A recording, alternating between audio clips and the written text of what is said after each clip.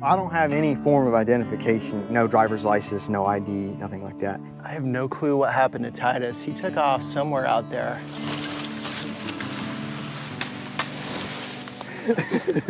I wake up in the morning and there's a green hill on that side, and a green hill on that side, and I just have my own little peaceful valley here. Amish friend. We can accept and still go on with what we've got. This is your whole dishwashing apparatus? I think that's the beauty. We can hang out today. We don't have to believe in exactly the same thing, and we can have an awesome time. This is your McDonald's drive-up window? Yep. Hello. Hello, Titus. Hey. You ever had a cell phone? Never did. Do you feel like you're missing out on anything right now? That's like childhood. I think I may go like into that tree.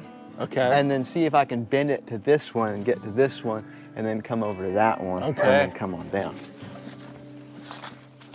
You've done this a few times, Titus? Oh yeah. We didn't have TV growing up, so this is what we did for, you know, our spare time. And I still do it for fun. I'm gonna see if I can make it to this other tree here. Jeez.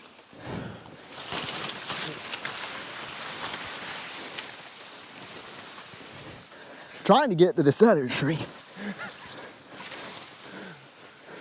I think I'm gonna ride this one down.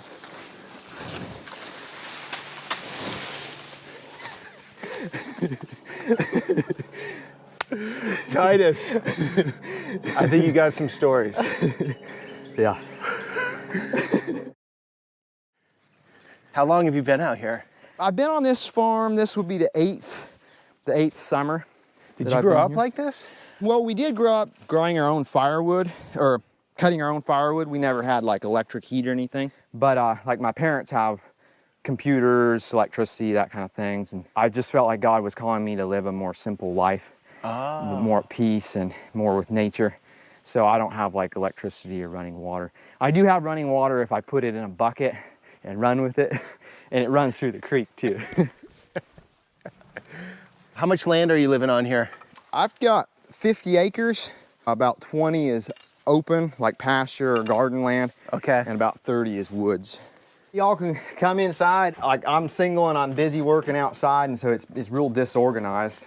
You're a bachelor. Yeah, definitely. And my Okay. buddy is staying with me too, and he's got some of his stuff stored here. Okay. He's So you do a lot of canning of things? I do some canning, yeah. This is the wood cook stove here, which during the summertime I'm not using it since it would get too hot in here. So you have no electricity in here? No, which it is wired for, like the electric was on when I bought it, but I've been here, this is the 8th summer, and I've not had any electricity here. So why do you choose for no electricity?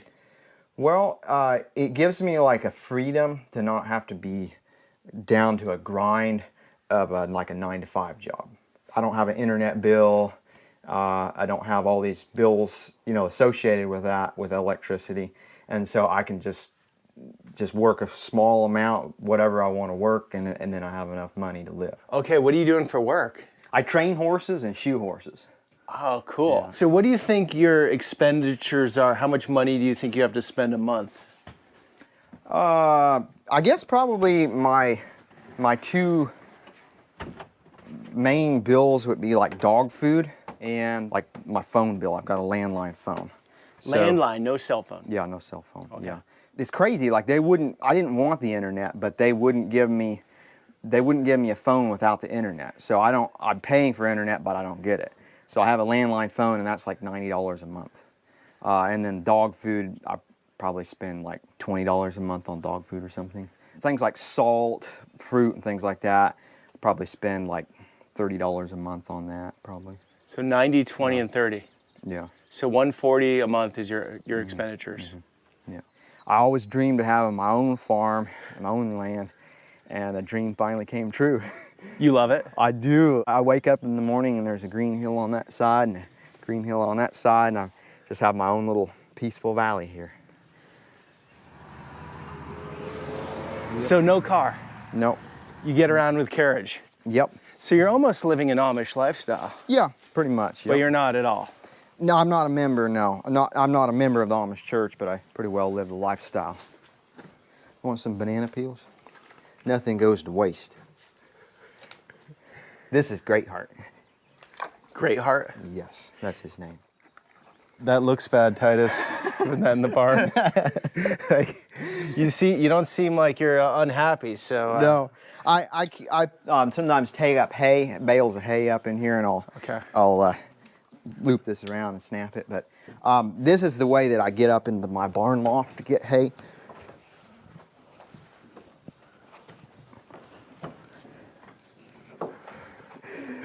Titus, let me give you this and Okay. show what's up there. All right. Wait, here we go. Got it.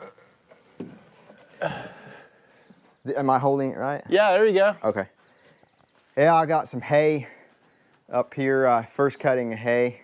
You were telling me off camera you sleep up there on summer nights, right? Yeah, sometimes it gets really hot in the trailer, and so I'll come up here in the hay, and it's like there's Peter down there. My friend Isaac was staying with me, and he was sleeping up here in the barn, and he said this hay sleeping on these hay bales, it's an eco-friendly, green, biodegradable mattress. And it smells good to top it off. Go out to the front and I'll show you the funnest way to get out of the barn. All right. Titus, you're a character. All right, what's Titus got for us here? You gonna jump out of there? I'll show you the funnest way to get out of the barn.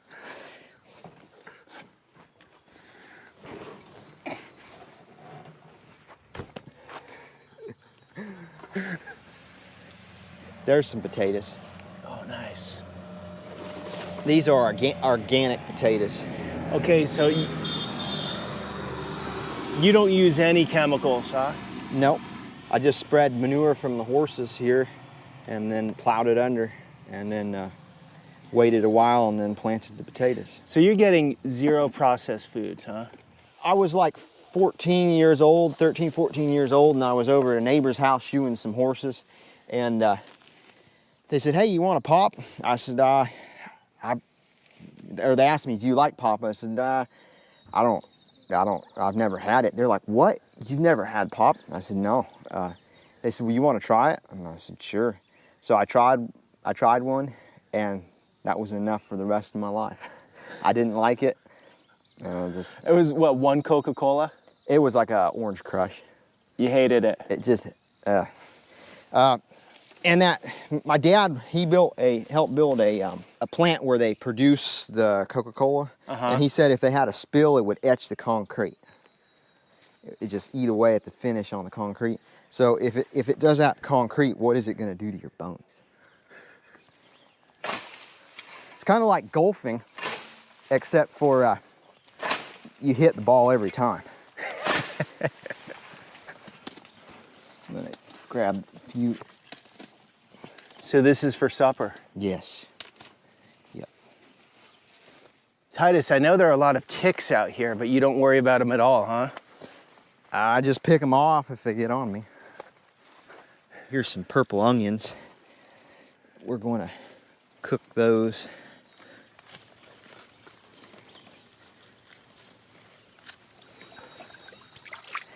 This is your whole dishwashing apparatus? Yeah, I wash produce and dishes down here. So you set this little barrier up here just to let the right amount of water in, huh? Yeah, my buddy Isaac did. I usually take a bath up in there.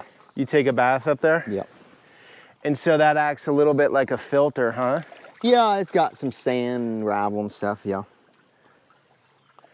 So having this behind your house is key, huh? Oh yeah, yeah. You gotta have this for this lifestyle, huh? Having plenty of water. Yeah, I don't have to have electricity to pump it. It's just right here.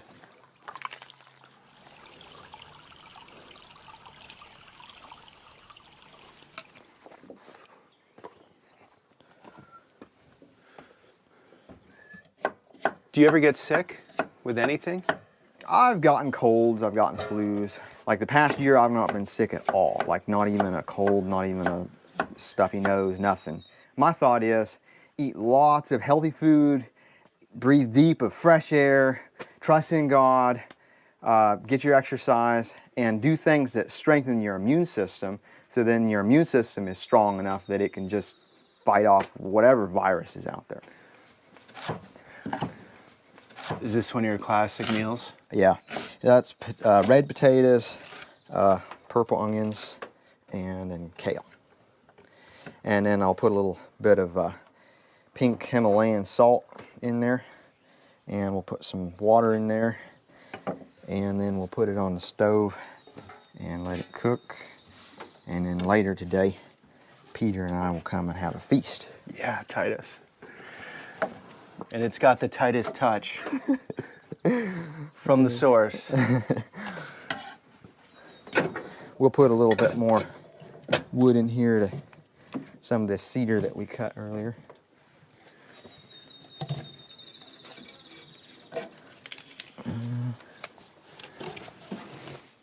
How far away are your parents? My parents about 8 miles from here.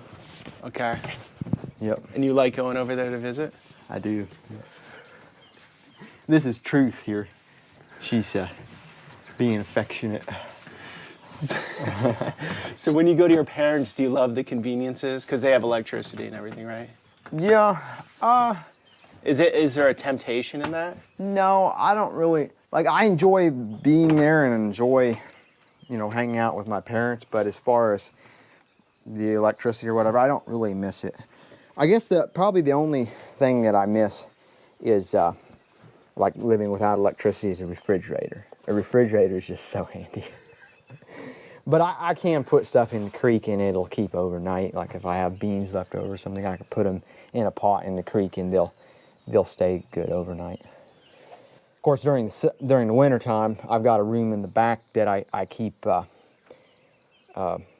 I just keep the door shut so the heat doesn't go in there, and that's basically like a refrigerator during the winter time. No GMO, no herbicides, no pesticides, all organic. No Monsanto out here? No Monsanto, not for me. There are neighbors that are a few miles away that have Roundup Ready corn and soybeans. From what I've heard, they have developed a seed and they spliced a gene into it to where it terminates, so it's just good for one season. Why? So you have to buy more, or how does that work? Yeah, so you're dependent upon them. If you plant this stuff out in your soil, if you were to spray it with Roundup, it'd kill it. But the Monsanto seed, they've got corn and soybeans that are Roundup ready, so you can plant them in your field, and then you can spray a herbicide, and that kills all the weeds, but it won't hurt your corn. So that's just easier to farm. Then with your garden, you have to pull the weeds, or what? Yeah, pull weeds or hoe them, or like that cultivator that the horses pull. You take that through your rows, and it kills the weeds when they're really small.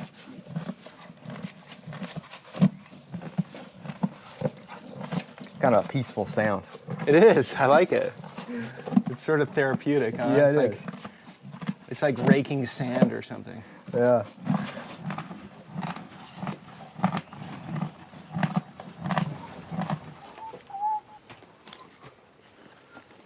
Whoop. Oh. Back. If I'm at peace and I'm right with God, I have His peace in my heart, then the horses are going to have it too. They feel your energy completely. Definitely. It's just like attitude. I mean, when you're around somebody, there's some people that are like cheerful, they're positive, and you feel like, oh, I want to spend time with that guy, or I want to spend time with that person. And there's other people that they're really negative, and you think, man, let's get out of here. Like, you know, I want to be polite, but I'd rather not spend a lot of time with, you know. And I believe animals are the same. If you have God's peace in your heart and you're calm, then the animals will want to be in your presence. They'll want to be with you. You can ride shotgun. So where are we going, Titus? We are going to go to a, yeah, that's broken. That's sturdy there. Okay. Friend of mine, Amish friend of mine that makes harness and Amish friend.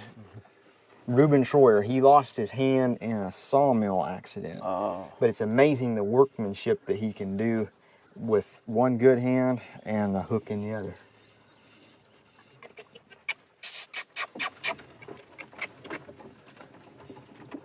Your dog's coming too? Yeah, the old one there, Spartacus, he's kind of slow and getting old. He may not go the whole way, but Sadie there, she'll run along. Oh, that's nice. Nice little breeze. Huh? It feels How good does that feel? It feels good. And do the horses like doing this, do you think? They like working. You know, there's times when we may feel like just laying in bed all day or, you know, like not doing anything, but once you accomplish some useful work, there's a sense of satisfaction that you think, wow, a job well done, you know. I think it's the same way with the horse. They plow that field there and we plant corn, and then later they get to eat it when the snow flies. Or it's hot and sweaty and they're mowing hay. That's hard work, but when the snow flies, they've got something yummy to munch on in the barn.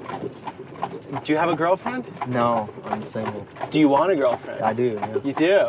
It's gonna have to be the right woman that's gonna love this lifestyle, right? Definitely. Because you're not moving to Atlanta, are you? No, no.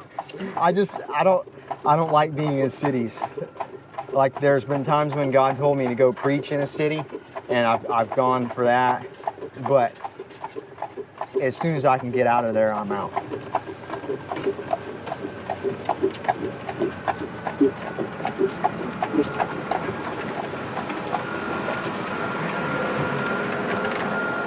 He likes you, huh, Titus? Yeah. Beautiful countryside out here. It is. So do you feel like you're missing out on anything right now, living No. out here? Is there any like one little thing that you're like, No, I feel like the people that are in the city are definitely missing out. They're missing out on the peace and the fresh air here. I mean, it does look like a romantic lifestyle in the sense that you're living very simply and you're connected with nature. But to do it, most people can't hack it out. I wouldn't be able to hack it out. I mean, if I had to, I would. I could. But you gotta work. Yeah, but you have to work either way. Because if you have all the modern conveniences, then you have to work, most people have to work a set amount of hours to be able to make sure they have enough money to pay all those bills. Yeah. And they're working that most of the time away from home. Or they're at a desk like this, and then later they're getting back problems, you know. So, like you're gonna work either way, but I'm gonna work at home. You know, yeah, it takes me longer to wash my laundry, or it takes me longer to wash my dishes, or, you know, it takes me longer to do some of the things that need to be done, but I'm working at home in a peaceful environment where I want to be. You want to raise kids out here? Yes. I think the only thing I'm missing, really, is someone to share this life with me, and children to enjoy it. Maybe there's a fine woman out there in the audience that wants to meet up with Titus one day. I don't know. How do people get in touch with you? Or you don't want to give all that information out? You can put my phone and address on there if you want. I'll not do all address, but I would do phone. Yeah, that's fine. Yeah. All right. But if somebody calls, I have to leave a message because it's a landline phone. Sure. And so I'm not there at the phone very much. I have my phone in a little shed by the house, and then I've got an Amish neighbor that helps me pay the bill, and we both use the phone. Your Amish neighbor uses the phone? Yes. The same number? Yes. Mm-hmm. So you just leave a message and I call you back. Yep. This is a Mennonite family. So they have power? They do, yes. Little fella mowing the lawn.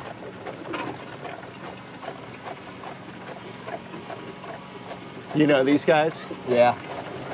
Oh. Oh. Oh.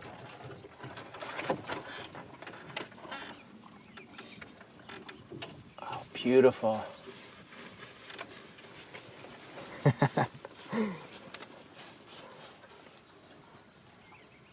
What do you learn from animals? Well, I can answer that question with a story. So, when I got Great Heart back in like 2012, and so like he had never plowed before, and I was just learning to plow. So I wasn't good at it, the horses weren't good at it, and in order to plow you need to stay really straight. And one horse has to walk down in the furrow and the other horse has to walk up on the land. Sure. So as I was plowing, they were getting the horse that was, I had stand fast down in the furrow. He kept on getting out and kept on like going crooked. And I was getting so frustrated and so angry.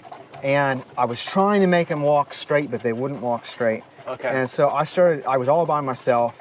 And so I started yelling and screaming at them and just like whipping them, just without mercy.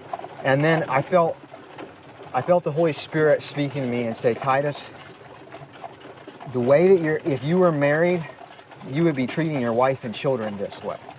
Oh. And I said, oh, please forgive me, Father in heaven, please forgive me.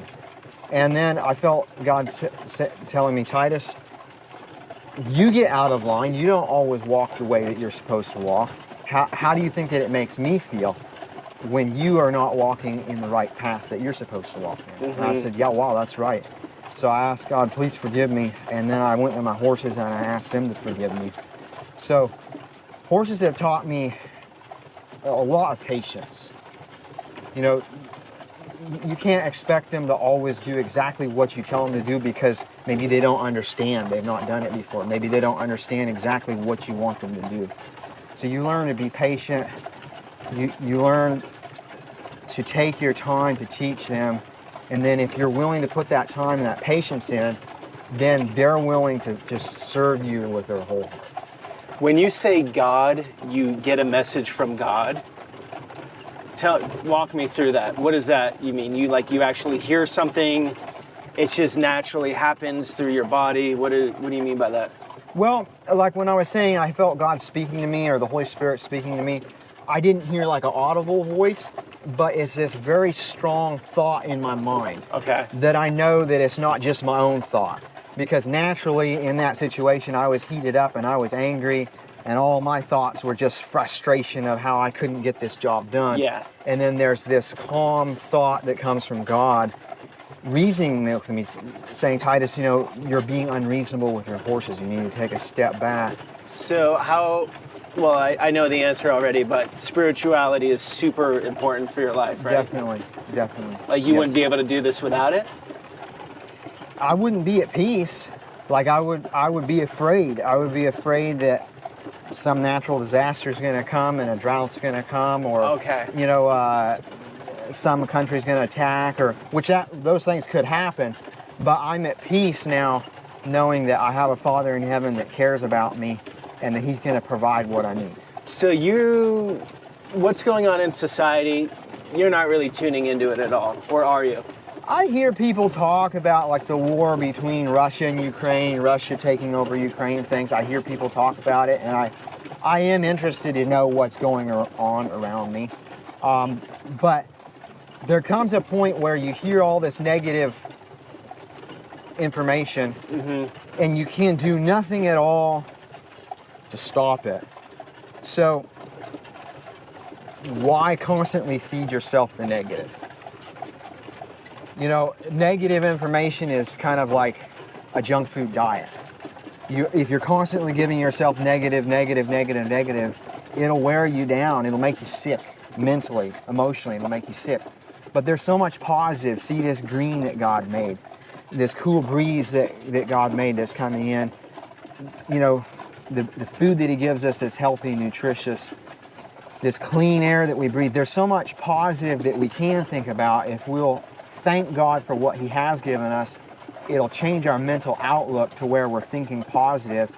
And then if we are healthy emotionally and mentally, it will also help us to be physically healthy as well. You feel the connection. Right. You know, we could worry about things we can't control. We could worry about China taking over the United States. We could worry about Russia taking over the United States. That could happen. The Bible says that the borrower is servant to the lender. So we've borrowed from China, and if we borrow enough, one day we'll be China's servant. That could happen, but why should I worry about that when that's out of my control? Just trust God one day at a time, thank Him for what He has given me, and just live life.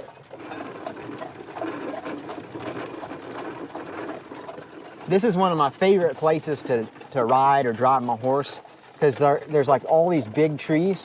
It's been a long time since they've logged this, so this really big trees, and then there's always a really cool breeze coming down.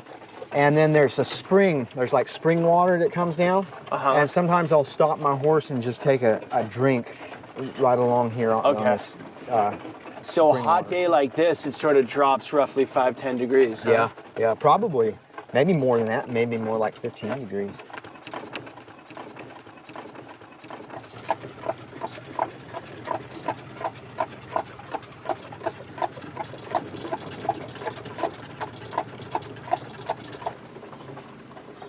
This is Ruben Troyer. He does like custom saddles and leather work. He's a skilled craftsman.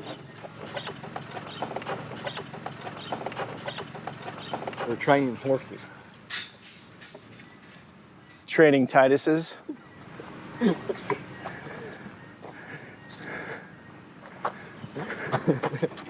This is one of your good friends, right? Yep. And you're Schwarzentruber Amish. Yep. And that's the reason your face is blurred out, because not supposed to show, but you had a story about your arm here and how you're working with it. Yes, I have. I guess I've been very blessed with what I still have And how long have you had that? since 1997. I've lived longer with this than I have had with my hand. And accepting that the Lord has all controls was the biggest lesson. Okay. Just literally accepting that we don't have any control of what happens. We can accept and still go on with what we've got. So you've been able to do all your farming work, and you have a saddle shop here, right? You Yes. make saddles? Yes, saddle shop, and I do some metal work as well. We're overloaded, extremely busy. If I could find the right person that had the capability of doing the fine work that we do, I would probably hire him right on the spot. It's hard to find workers right now, Yes, Out it here? is. Sometimes you wonder. if we have leadership. Yeah. Sometimes it appears like we have none. And you Amish out here, though, you're completely self-sufficient for the most part. For the most part, yeah. So what's going on with the government doesn't really bother you so much directly, or does it? Not necessarily, no. At this point, anyway. It's Right. not, Yeah, I could see a point coming where it will. If things keep going with the government as they are, eventually there's going to be a point where the Amish or plain people or whoever wants to stay faithful in their Christianity is going to be probably harshly tested. You think Christianity is under threat? As of today, not really, maybe. Okay. But eventually, I could see it coming where it will be. With this COVID coming in, it was wanting to be, but they kind of backed off, not being a threat anymore. I think we have the example of history, like in Romania or China, a person could have a Bible, they could go to church, all that. But then when communism came over, it was a crime to have a Bible. It was a crime to preach in the open. It was a crime to meet together for church. The government felt like, Christians, their allegiance was to God first and foremost, and the communists wanted their allegiance to be only to the government. And so, we see socialism coming into America, and socialism becomes communism. You feel that more socialism coming in? Yes, there is. You're not watching TV, right? No. Okay, so how And do you Thankfully not. Yes. so how do you feel it then? Like if you just hear it with the stories you tell with your friends, or and you can tell by the mentality of the people. Since this COVID moved in, everybody just gets up tense and aggravated, and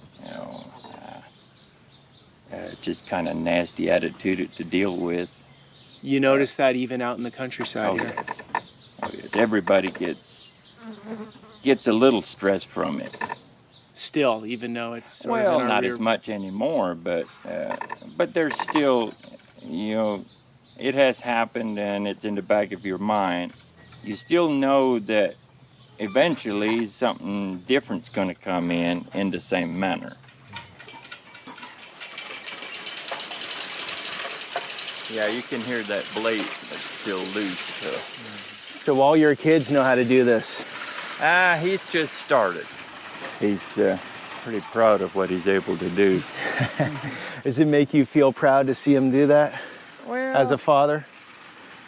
yeah, I'm happy that he's able to, but yet there's been so many accidents with those mowers. You're still on the edge. If you hear something or, this or that, you're like, what is he doing now? Right. Did he get hurt or so? But it's kind of a thing to where you kind of drill safety, and then you kind of have to loosen the reins a little bit and kind of let them try it out and figure it out.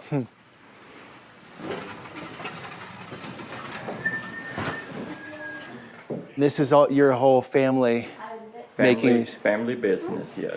and all your employees are behind me. I'm not going to turn the camera, but they're making all of these. Yeah. And why are the Amish so good at craftsmanship and quality? I would say that part of it is early exposure, mentality focus. That's how you were raised, right? Yes. Okay. And so you raise your kids the same. Yeah. It says handcrafted by Troyer Custom Saddles. You made this for who? My youngest boy. Oh, wow. He must have been so happy. And your right arm, you figured out how to work with that, no problem, huh?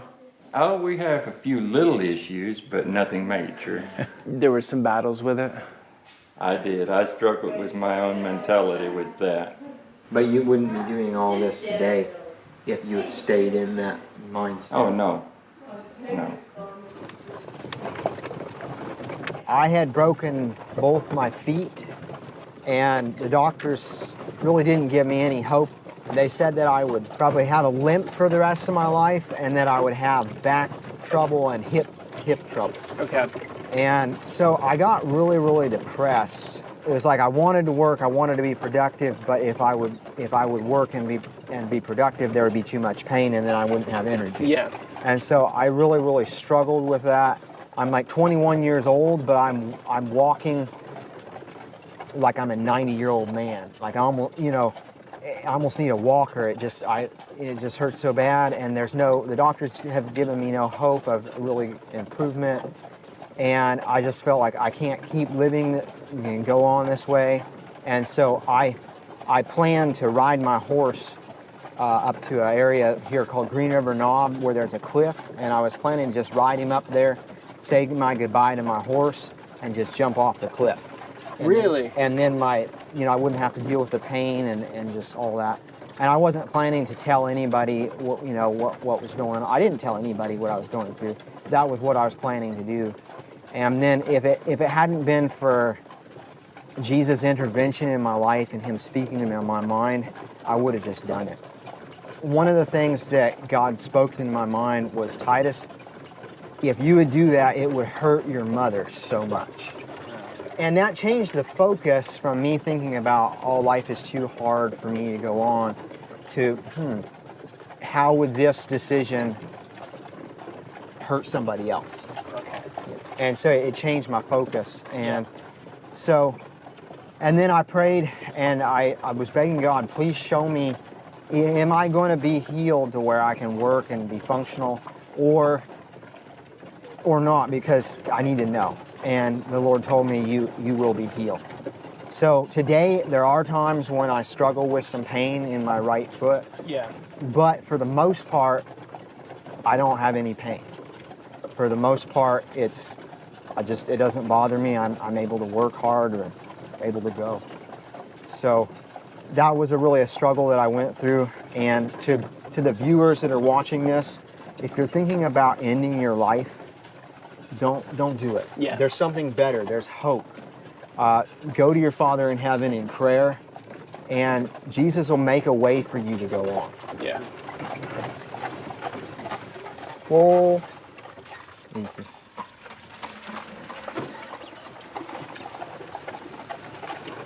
Old Order Amish or Schwarzenegger? That's Mennonite. How do you know? By the design of the buggy. The Mennonites have like a square box, Okay. and they have rubber tires, and they have a orange triangle on the back. Amish won't do the orange triangle? No. And the Amish buggies, their box is built at the bottoms. It goes like this at the bottom, Yep. and they'll have steel wheels. So if that was an Amish buggy, it would be louder. I had no idea Kentucky was so beautiful, to be honest. I came from eastern Kentucky, Harlan County, with some coal miners. That's like really deep Appalachia. And then down here is more rolling hills. We're sort of like on the edge of Appalachia, right? Yes. Totally different feel, but equally beautiful in its own right.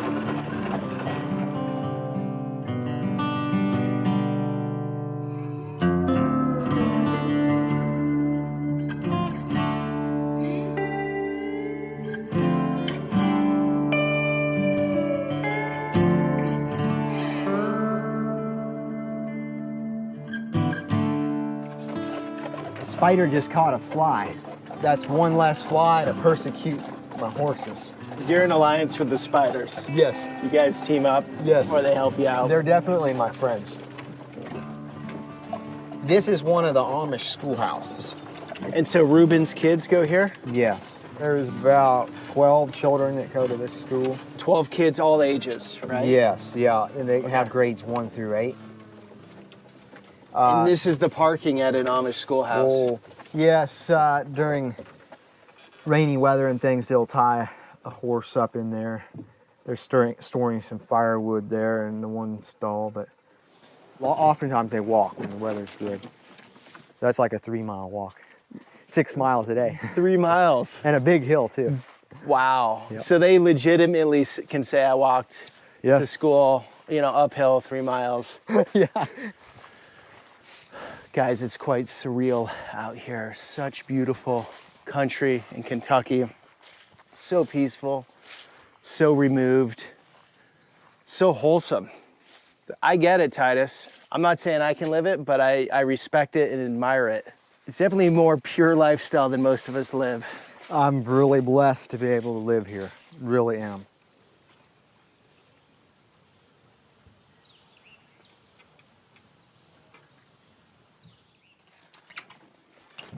Back.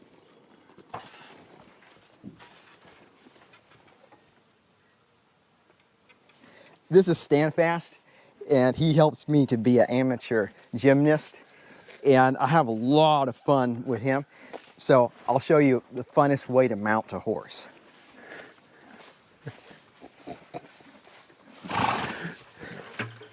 Whoa. Whoa. Oh. Oh. Smooth. Yeah. And then I'll show you, like, for me, this is the funnest way to dismount.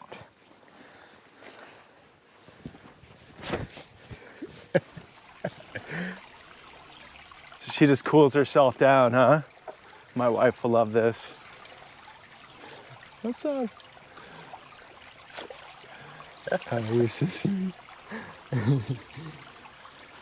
Along life's pathway, dark despair, are broken-hearted, bowed down with care. I met a Savior, and I knew him there, and he filled that longing down in my soul. I searched for him, but I knew not what I longed for. I longed for him, but I knew not what I longed for, till I met Jesus. I knew that I would search no more. He filled that longing down in my soul.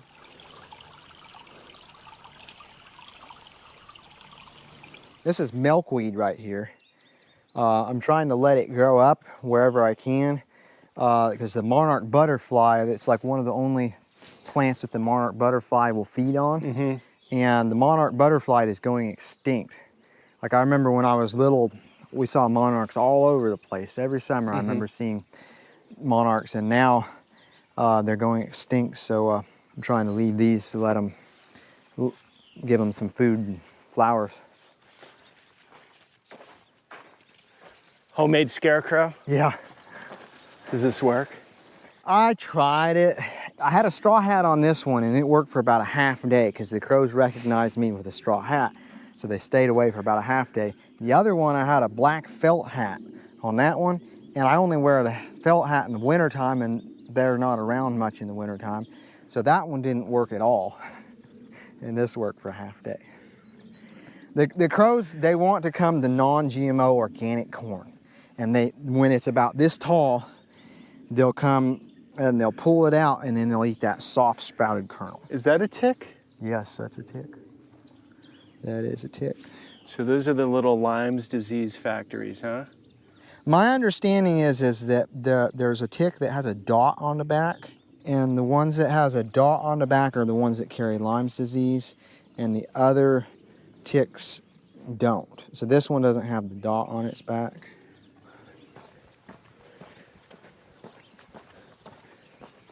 We have a kind of like a drive-through fast food right here. Drive-through fast food. This is your McDonald's drive-up window? Yep. You just drive by, grab it, and go. So I don't have any form of identification, like no driver's license, no ID, nothing like that. And then God called me to go preach in Nashville, Tennessee. And I was like, okay, Father in heaven, if you want me to go, you'll provide the transportation. So I started walking from here, and like from here to Nashville, if you get a straight ride there, it's like about 3 hours. Okay. And I had 7 different rides, and I got there in like 3.5 hours. Just putting the thumb out. Yeah. Yeah. So hitchhiking is still alive for you? Definitely. Not a problem. One time I was going to Tennessee, Yeah. and a state trooper stopped, and he asked me questions, and I told him where I'm going and everything. And he's like, so, do you have any dangerous or concealed weapons on you? And I was like, I have a pocket knife, does that count? He's like, no, that doesn't count. He's like, get in. And I was sitting there and I was like, oh no, like, where are we going? Like, he didn't tell me what's happening, you know, so I'm riding along, and then he got on his radio, and I was like, what's going on? And so then he's like, well, I patrol about a 10-mile range here. He said, I'm taking you as far as my range is, but I radioed ahead to tell my buddies that if they see you walking or whatever, pick you up and give you a ride. And I was like, oh, thank you, Mr. Officer. So then he drops me off at this exit, and I was standing on the ramp, you know, praying for a ride. And then this city police shows up, and he's like, are you hitchhiking? He said, hitchhiking is illegal in the state of Kentucky. And I thought, oh no, if I say no, then that's kind of like a lie. If I say no, I'm not hitchhiking. But if I say yes, then I'm incriminating myself. So like the Holy Spirit gave me like an answer right that I needed. I said, well, officer, I am prepared to walk and I'm prepared to ride. So he asked me the same question twice, and I give him the same answer. And he looked me up and down, and he's like, well, I could take you in. He said, but you look like you're okay. You have to stay on the state highways. So I was like, okay. But I didn't know my way. I was like, please, Father in heaven, give me a ride soon. And so that I got a ride real quick, and I was gone out of there. Do you hitchhike with bare feet? In the summertime, yes. But not in the wintertime. It's not healthy to go barefoot in the wintertime. No driver's license, no identification. What about Social Security card? I don't have one. No. My parents did establish a Social Security number for me, and the card said not valid unless signed. So I never signed it. And then I studied the issue, and I decided to revoke my Social Security number. So in a way, you don't exist. Yeah.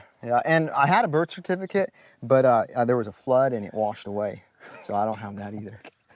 I don't exist in the eyes of the government, but I do exist in the lives of people that know me and my Father in heaven.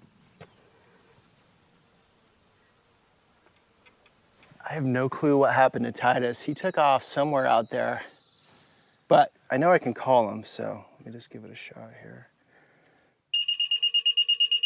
Oh. Hello. Hello, Titus. Hey. Hello, Peter. This is the office. Yes. So this is where you take all the landline calls. Yes. Yeah, that's it. So you got to come out of the house if someone calls. Yep. So why do you have the phone out of the house? You don't want the distraction? Yeah, like if I'm studying my Bible or something, I don't want to be interrupted. I come out here to check messages, and when it's convenient for me on my schedule, I come, and then I'm gone. This is how you get your water? Yes, I've got a little gutter on the back of this shed here, and it just fills up this rain barrel, and then I just dip it out. No filter? No. This is Jerusalem artichokes. Some people call them fartichokes because you have a lot of gas when you eat them. I've got corn and pumpkin and beans, and you can see the beans are climbing up the corn there. The Indians called corn, beans, and squash the three sisters because they grow really peacefully. They grow really well together. Corn needs a lot of nitrogen, and so the beans take nitrogen out of the air and fix it into the soil where the corn can get it.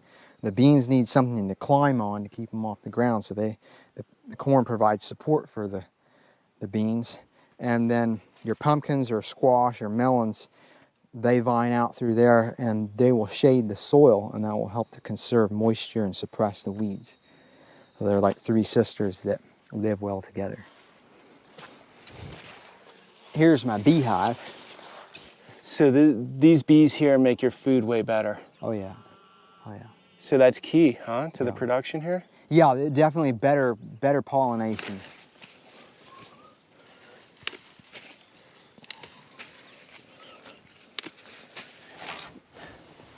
Do you ever read, Titus? Yes, I like to read my Bible, and I like to read history. What historical period or what interests you? I'm very interested to read like the history of Cuba and Europe, and how at one time they had freedom and how one time they prospered, and then how socialism and communism took over, and then how they lost their freedom. Yeah, I was reading an interesting story about a man in Romania that risked his life to smuggle Bibles in. And I also like to read like biographies, people writing their experience, how they grew up, or their stories. I read a book recently about a man that was in the genocide in Rwanda between the Hutus and the Tutsis, and how they grabbed him and they were going to put him to death, and they're like, dig your grave. So he was digging his own grave. And then he said, before I dig my own grave, can I preach to you? And one of them said, no, you can't preach. And the other leader said, yeah, go ahead, preach us a sermon before you die. And then as he was preaching, like he felt the Holy Spirit come on him. And then eventually they just let him go. They said, you leave, you go. So that's amazing. Like he wrote his whole story, just fascinating. Those who do not learn from the mistakes of history are doomed to repeat them. Whose famous quote is that? That's a good question. I don't know. Do you know, Peter? No, I forget who said that. Definitely true.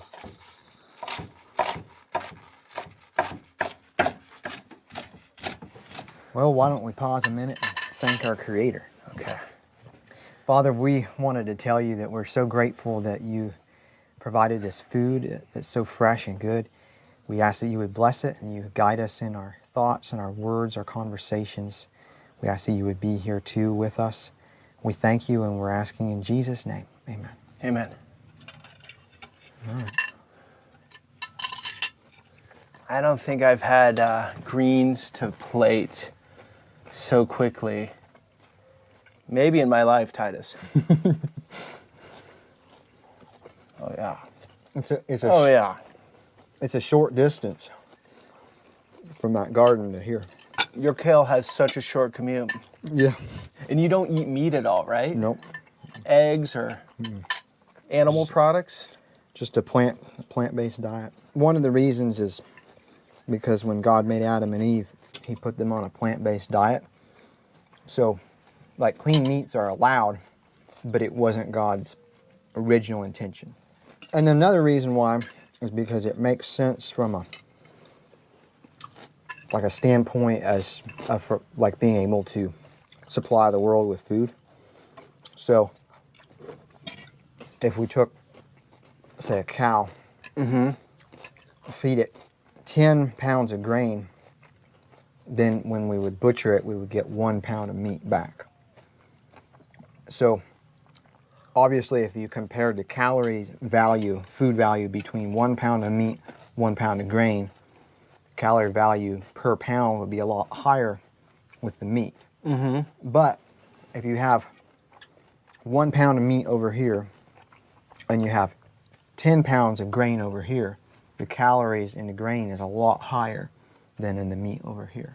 And Albert Einstein said that, I'm not quoting it exactly, but the idea that he said was, if everyone would go on a plant-based diet, that would save the world's starvation problem.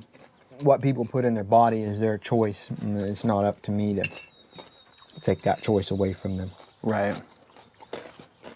I can just tell people how good I feel on a plant-based diet, and like you saw Right. me climbing up the rope and climbing trees and everything, you know, it definitely. No, keep doing what you're doing. It's working. For It definitely sure, works.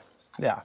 Yeah. And like growing up, I never had soda pop, never ate any eggs, never drank any milk. You grew up in a very religious home, right? So you've just kept it going. No. You didn't phase out of it like a lot of kids do. I grew up going to church, but I don't go to church anymore.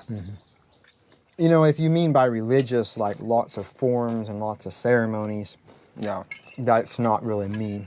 But as far as like reading my Bible, going to the Bible for looking for advice or for wisdom, that's definitely me. Going to God in prayer, asking Him to help me, giving me wisdom, you know, it's definitely a daily thing. So wouldn't you say that the Bible makes life easy in the sense that it's just basically a guidebook of how to live? It's sort of like an instruction manual. Definitely. And here's what to do and here's what not to do. If you're someone like me, who I respect the Bible, its teachings are amazing. Culture in general lives off many of the principles of the Bible. Even if someone's not religious, they're living off the 10 Commandments, basically. Right? You're not supposed to steal, do one to others that you want done to you. Basic tenets of society. You have it easy in the sense that that's your guidebook. I don't follow it word for word. So a lot of my compass is internal through my experience, and there's some trial and error. I mean, at this age, a lot of things are sort of baked in, right? Sort of grounded. But I do always want to be able to question things and explore things and be creative. So for me, a rigid outline is a bit daunting. And I respect the Bible. I respect religious people, and like I totally get it 100%. And this would probably sound very confused to a religious person. In 10 years, I don't know exactly where I'll be. And that to me is the adventure of life. But I'll tell you what, I used to sort of look down on religion in a way. I'm like, how does someone believe a book that's newer than some redwood trees in California? Because really, it is. There are redwood trees older than Christ. And then I did, my first videos I ever did were in Ukraine in the countryside, and I lived with a family who are refugees basically from a big conflict in 2014. Russian missile hits their apartment building. They moved to the countryside, had nothing. Actually living in a similar way. You're definitely producing more good crops. They were in a drier climate, but I saw how religion kept their family together and how it was a guide. He used to be a street fighter. He was a drunk, really going down the wrong. He was like a bad apple in that sense. Wow. And then religion is the guide, and he doesn't do drugs, and he doesn't fight, and he's very much about family. And then that opened my eyes to like, okay, that's a beautiful thing. These people without religion would be living much worse of a life than we do. I think that's the beauty. We can hang out today. We don't have to believe in exactly the same thing, and we can have an awesome time. God definitely did create people with the power to choose. Yeah.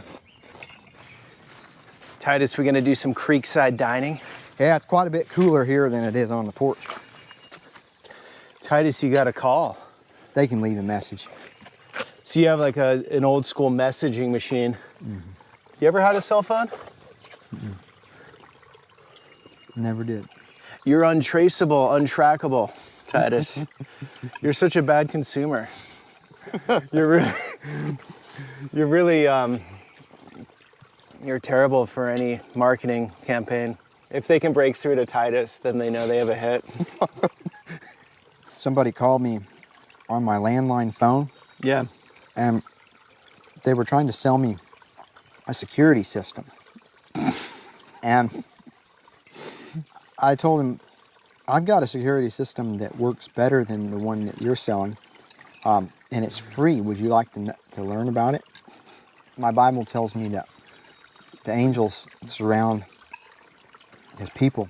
So I have angels that are a security system here. She's like, oh, okay. And then she hung up.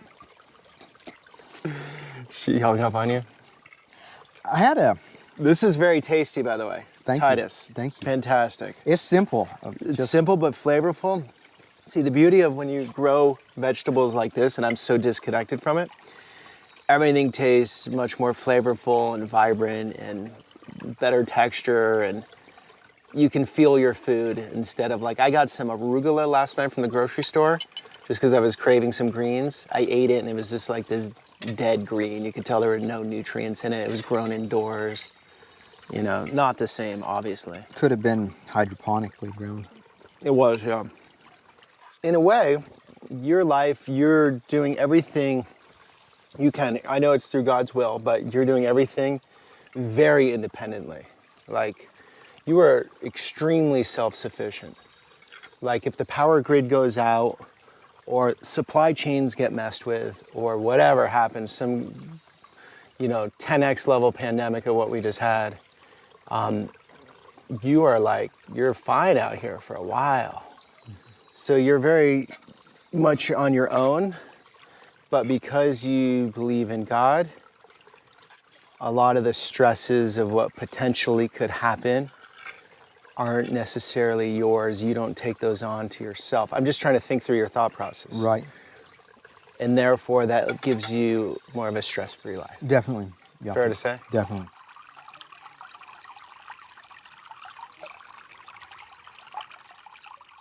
Fresh from the garden.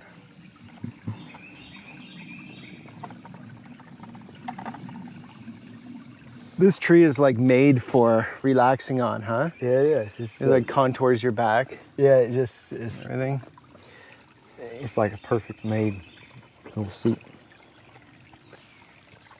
Oh yeah, that's like childhood.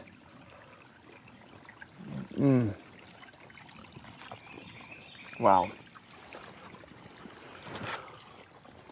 Check that out. I planted these strawberries this spring. A friend of mine has a big strawberry patch, and she gave me some plants. She was thinning them out. Jesus really blessed them because, like, consistently I've been getting like a lot more strawberries than what I expected for the first year, and they've been just super sweet, just really good. Let me ask you this. What do you think people say, let's just call it the outside, not living around here, not understand about your lifestyle or your way of looking at things? Maybe some people would be like, why would somebody want to work that hard? Okay. Or, I mean, maybe that's what I don't know. I mean, maybe there's a lot of different perspectives. Or maybe somebody from the outside looking in would be like, wow, so peaceful. I wish I could live like that. I mean, it would take some time to learn the skills, eat them up, brother. And it gives you the freedom and the flexibility to, like, if your neighbor's house burns down, that you got the freedom to go and just spend a few days help them rebuild.